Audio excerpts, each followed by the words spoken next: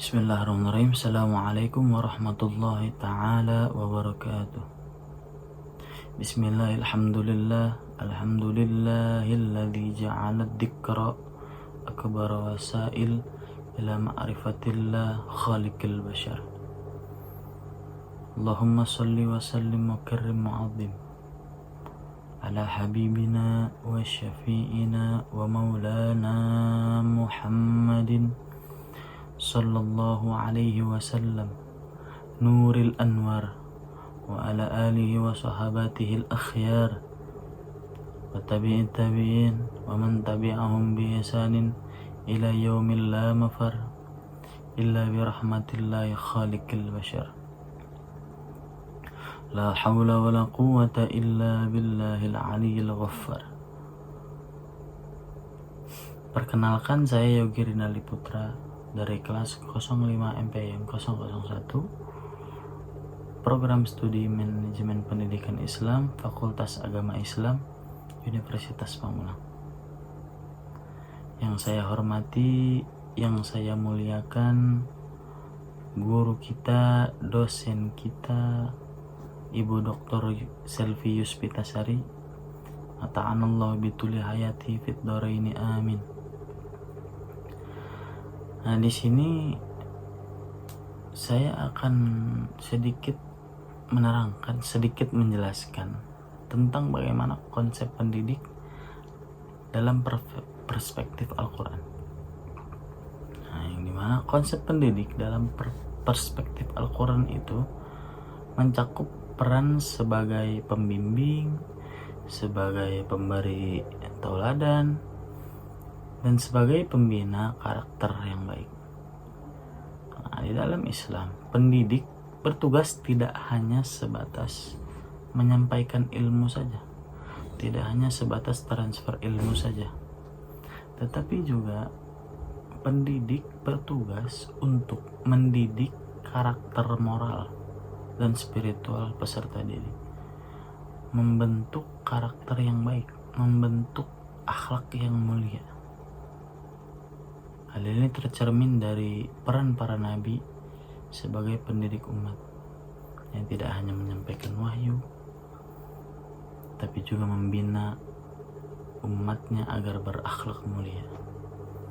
Dalam konteks pendidikan Islam, pendidik atau guru disebut juga dengan ustadz, muallim, murabbi, mursyid, dan mudarris. Konsep pendidik dalam Al-Quran dibahas dalam beberapa ayat, di mana peran seorang pendidik tidak hanya sebatas menyampaikan ilmu saja, tetapi juga pembentukan karakter yang baik dan bimbingan menuju kebaikan. Nah, tugas yang utama dari seorang pendidik adalah menyempurnakan, membersihkan, menyucikan hati manusia untuk bertakarrub, untuk lebih dekat kepada Allah. Sejalan dengan ini, Abdurrahman An-Nahlawi menyebutkan tugas pendidik yang pertama yaitu tugas pendidik yang pertama yaitu fungsi penyucian, yang dimana fungsi penyucian ini berfungsi sebagai pembersih, pemelihara, dan juga pengembang. Nah, yang kedua, Abdurrahman An-Nahlawi menyebutkan tugas pendidik yang kedua itu sebagai fungsi pengajaran, yang dimana fungsi pengajaran ini yaitu menginternalisasikan dan mentransformasikan pengetahuannya dan nilai-nilai agama kepada manusia.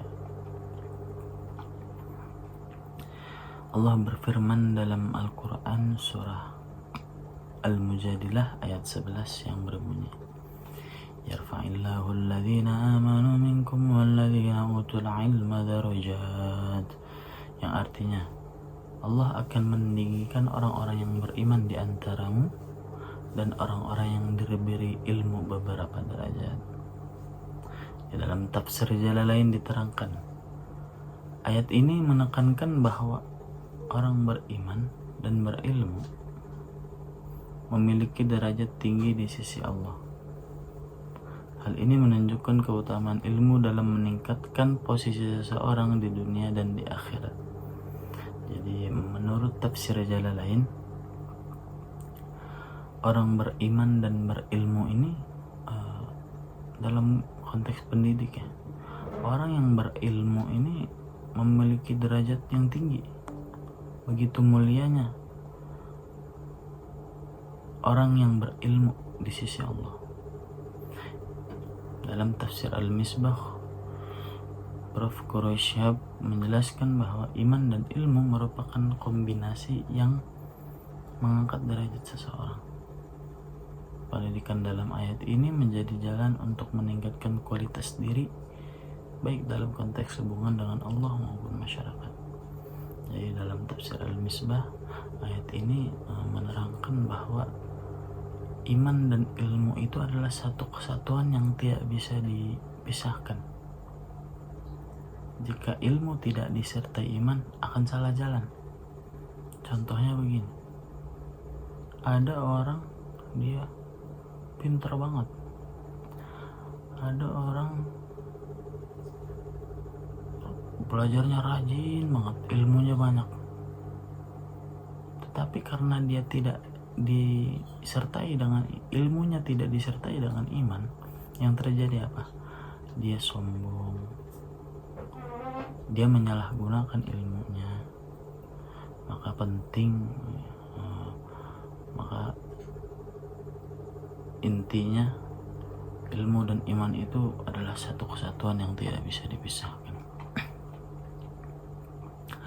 Allah juga berfirman dalam Al-Quran surah An-Nahl ayat 43 yang berbunyi fas'alu ahlad dzikri in kuntum la ta'lamun, yang artinya maka bertanyalah kepada orang yang mempunyai pengetahuan jika kamu tidak mengetahui. Dalam tafsir Jalalain dijelaskan, ayat ini mengarahkan umat agar bertanya pada orang yang ahli dalam agama, yaitu ahli dzikir, ahli agama. Jika ada yang belum diketahui, jika ada hal yang belum diketahui, maka kita diarahkan, dianjurkan bertanya kepada yang ahli ilmu, yang orang yang berilmu. Nah, ini makanya pentingnya konsultasi kepada mereka yang mempunyai, mereka yang lebih berilmu. Dalam tafsir Al-Misbah dijelaskan bahwa ayat ini mengajarkan perlunya menghormati dan belajar dari ahli ilmu. Jadi kalau ada yang kita nggak tahu, jangan so tahu. Kalau begitu lebih baik nanya, kalau nggak diem. Kalau emang mau tahu, cari tahu. Ke siapa? Ke ahli ilmu, ya orang yang berilmu, agar supaya dapat mendapatkan pemahaman yang benar. Jadi tidak salah jalan. Allah juga berfirman dalam Al-Quran surah Az-Zumar ayat 9 yang berbunyi hal yastawil ladzina ya'lamuna wal ladzina la ya'lamun innama yatadzakkaru ulul albab, yang artinya katakanlah, apakah sama orang-orang yang mengetahui dengan orang-orang yang tidak mengetahui? Sesungguhnya orang yang berakal lah yang dapat menerima pelajaran. Dalam tafsir Jalalain dijelaskan, ayat ini menunjukkan kedudukan tinggi bagi orang-orang yang berilmu dibandingkan dengan orang-orang yang tidak berilmu. Maka jika apakah sama orang-orang yang mengetahui dengan orang yang tidak mengetahui? Jelas beda. Karena ilmu menjadi pembeda antara mereka yang berilmu dengan yang tidak. Dalam tafsir Al-Misbah, Prof. Quraisyhab menjelaskan bahwa ayat ini menggarisbawahi perbedaan antara orang yang berilmu dengan yang tidak. Orang yang berilmu dapat memahami pelajaran dengan lebih baik, menjalankan kehidupan dengan bijak. Nah, itulah pentingnya ilmu. mungkin segitu saja sedikit penjelasan dari saya. Kurang lebihnya mohon maaf. Wallahul muwaffiq ila aqwamit thoriq. Assalamualaikum warahmatullahi taala wabarakatuh.